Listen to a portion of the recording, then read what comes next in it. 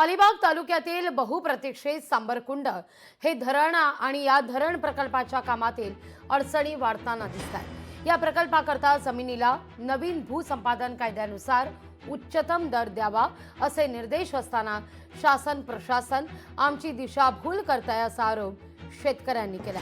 आमच्या जमिनींना उच्चतम दर मिळावा अशी बळीराजाची मागणी आहे। हेक्टरी 82 लाख रुपयाचा त्यांनी आता आम्हाला रेट सांगितलेला आहे, पण प्रत्यक्ष आम्हाला कागदोपत्री असं काही अजून मिळालेलं नाही आहे।